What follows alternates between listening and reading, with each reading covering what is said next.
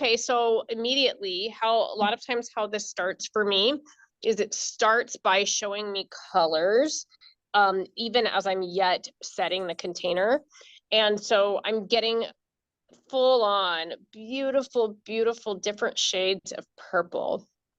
How the Akash uses the color purple in these readings is to mean sovereignty. You could think of it as like personal royalty, not like royal lineages or kings and queens, because that is not what we're necessarily working with.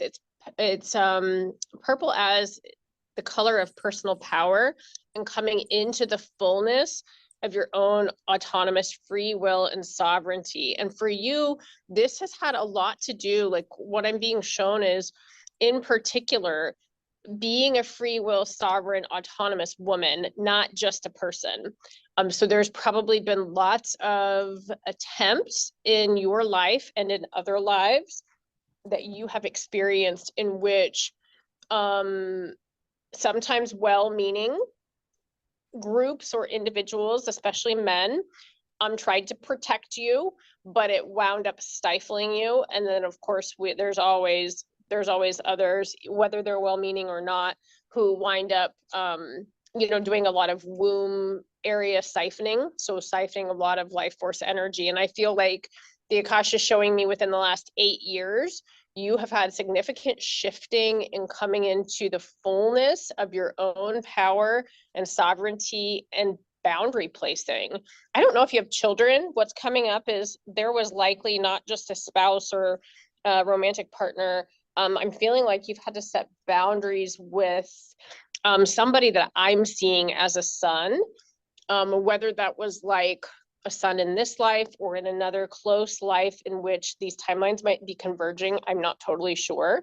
But that energy is really, really prevalent, that there's been a time of boundary setting to further your reception, your acceptance of your own power and sovereignty as the purple. The purple is also really important because it signifies lots of cosmic and solar information. A lot of times how I see this coming in for people is almost like little envelopes. I'll see like little envelopes of information packets, but they're tailored to you. It's like cosmic or solar, like solar from the Christ stream, the compassion of the Christ, the organic life wave of humanity that tailors information and activation and attunements for you. And the loved ones in the Akash are affirming that this sort of haze, that the helmet of haze that I removed from your head before we started, removing that is going to help, because you've been receiving a lot of these solar and cosmic codes, but they've been getting sort of hung up or stuck in that long held or long worn helmet of somebody else's thoughts and protection. So right now I'm seeing them, they look like purple stars, like little starred or diamond shapes.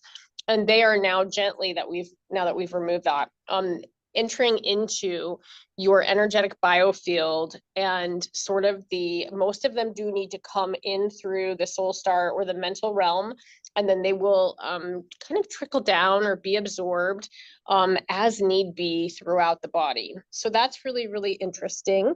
You are of a rose lineage. I know there are lots of people that talk about, the rose lineages or the Magdalene or the Marys, the priestesses. So I won't, beat that to death, I guess, is because there's a lot of people talking about it. But there's what the Akash wants me to mention is that this is a major templating of your soul essence. So when you incarnate, this is a major foundational template that you carry, is as a priestess and a high priestess of what we would think of as like a rose lineage or an Isis lineage, Mary's lineages. And the work that is being recommended for you to explore, if you've not explored that aspect of your personality, your soul essence, is not something I'm super familiar with, but it's called The Way of the Rose. There's a website the Akash is showing me, thewayoftherose.org, and it's by Clark Strand and Perdita Finn. They are a married couple. Their daughter, Sophie Strand, is also has become a well-known writer of kind of spirituality and ecology. But thewayoftherose.org is really coming up as something for you to play with. It's never any pressure. You're not too late. You haven't forgotten anything. You are remembering everything that is needed for your ultimate purpose and purposes here. The Akash would like to remind you that ultimately you are to be. So the purpose is to be, and then to do, and always to love. So you're already doing those things. You're already being, doing, and loving. However, some guidance coming in is to continue with Reiki. There is an expanded, one of your expanded selves. I would say this is like an exalted version of yourself who has been one of the priestesses of a rose lineage and kind of mastered or high angelic form, who's showing me this. And she's wanting me to tell you to continue with Reiki.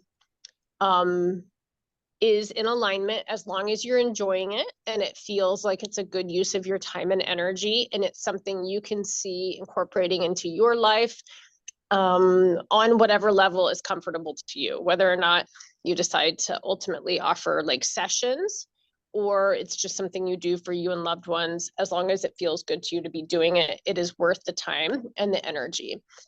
The other thing was, as soon as you got on camera, I knew that the Akash had arranged all of this and was sending me yet another person who is being called to engage and interface with the true and quantum Akash. So I will provide some resources for you if you're interested later to start looking into. You could start practicing on like opening your own Akashic record and begin exploring and remembering. Let's see, she's showing me a very large cat. I'm not sure what to call this. This is one of your archetypal power animals that's in your personal Akashic chamber, which looks like, it looks like we're in the inside of a diamond. And the diamond is cut a little bit differently. It's more oblong, but it's beautiful. And it kind of goes, it's a very interesting feeling, and it's hard to put words to what it feels like inside. Sometimes it's plasma, sometimes it's just a sense of being, and there's no way to put words to like what I am seeing.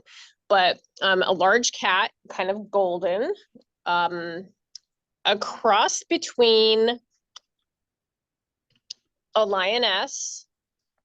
Okay, so I'm being told that the closest way we could conceptualize this is sort of like a lioness, but smaller. So we have here, okay, a very, very, very large Maine Coon cat. And she's golden and yellow, and she does have like a ruff and almost a mane around her, very majestic. So working with feline energy as archetypal energy that's close to you, that's working with you, that's available to you. Doing any womb work that's coming up in the Akash is there is probably some ancestral as well as potentially like personal womb clearing work that you can do. You may be carrying within like the area of the sacral, like the woundedness of the women who came before you in your lines. So that's coming up as something that you can begin working on as you do this womb work. You are going to access even more of your remembering. Right now, I'm going to stop the session for just a second and switch to clearing. I do see there's a big black hook. I'm seeing it just like a big black hook that is hooked into like the energy body of like where the uterus would be or the womb would be, on the left side, kind of underneath where I perceive like the fallopian tube to be on the left. I don't know who put this there, or that it was, if it was intentional. This feels like it was from people. Jealousy, there may be jealousy that you've put up with from other women. I'm just gonna take this out. This has been there for a while. I just got, as I pulled it out, I got kind of a metallic twang in my mouth taste. Sometimes that happens. I'm just backfilling it with the highest. So what I'm doing is I'm mixing your highest, most exalted light essence of you in your most expanded angelic source self with like the essence of quantum and source light. And so I'm kind of cleaning that area or purifying it with light because it looked a little raw. Yeah, I'm just to say this has to do with women in your life, whether it's current or from some time in the past, who were jealous and maybe even did kind of like, I'm just getting like sisterhood gone wrong, backstabbing, you being authentic and showing up as a true friend and not being treated well. That's the kind of like the energy that I was being shown. So that's gone. There's probably more clearing to do ancestrally, but that's not the focus today. So back to the Akash. Let me feel. What do they want to say? Your diet is working well. Nutrition, it feels as though the loved ones in the Akash want to affirm that your way of eating and focusing on good nutrition is working well. There is some, this comes up a lot for most people. There is a little bit of anger and resentment that they're showing me that's kind of being held and supported by the liver.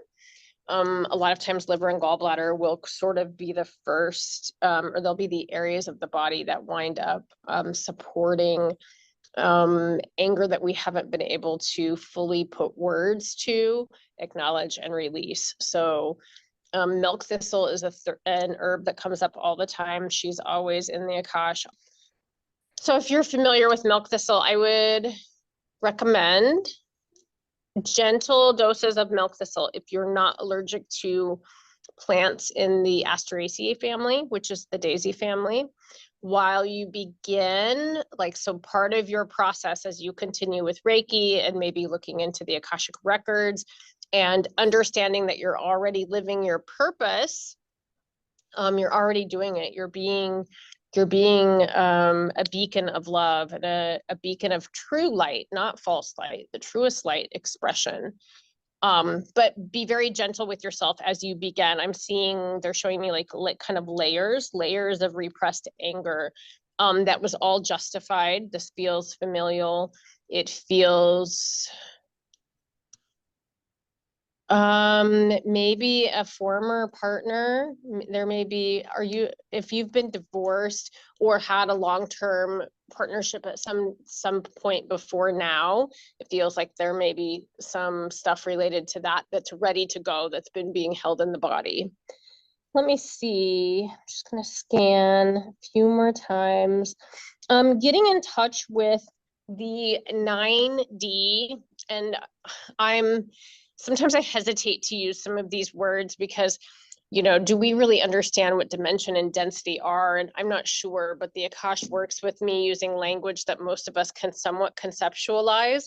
And so there's a recommendation to begin setting the intention. So set the intention that you connect with your 9D solar and cosmic angelic selves, the soul essence parts of you that are not incarnate in this body, that are currently what we would think of as 9D. And that's like the version of you that I was seeing a little bit ago. These are you and also more than you and our current lifetime support and guidance members, if that makes sense. Let's see what else. The rose just keeps the rose theme is repeating over and over and over. You may have a calling if you choose to accept it, because the Akash and Source, God, Mother, all recommend or acknowledge human sovereignty and autonomy and free will. So if you choose it, one of your purposes could be related to bringing forth to new people a very lovely remembering the way of the mother, the way of the rose, the way of Mary, the rosary through true divine feminine aspecting and embodiment rather than anything to do with religion. So, but that's if you choose to accept it and if you felt called to it. There's never any like demand or you have to do this or you have to do that, because it all hinges on you. There is a soul contract that's expiring that I'm feeling like I'm being shown that you need to either just clear or like renegotiate terms, if you will. It feels like this is with a family member or a close friend that's been in the sphere of your family for a long time. Yeah, I'm hearing you're going to know exactly what this is about as you feel into it. It doesn't mean this person can't be in your life anymore. It's more a suggestion to, yeah, renegotiate. You can connect to their higher self, and if something's not working in this life, set boundaries or you know, limit access. That's the kind of thing that I'm hearing. It's not necessarily that you can't be friends anymore, or if there's a close family member that you need to restrict. And the word they're giving me is demote. If you need to like demote the relationship a little bit, not that you don't still love this person and care for them, but like what I'm seeing is somebody who's just been, they've been pulling on you for a long time in a way that isn't healthy or fair or reasonable or just. And I'm just supposed to remind you that just because you have a ton of beautiful and vibrant energy doesn't mean that you have to allow others to take from it without reciprocity and love. You don't have to be the martyr, or you don't have to feed everybody else with your life force.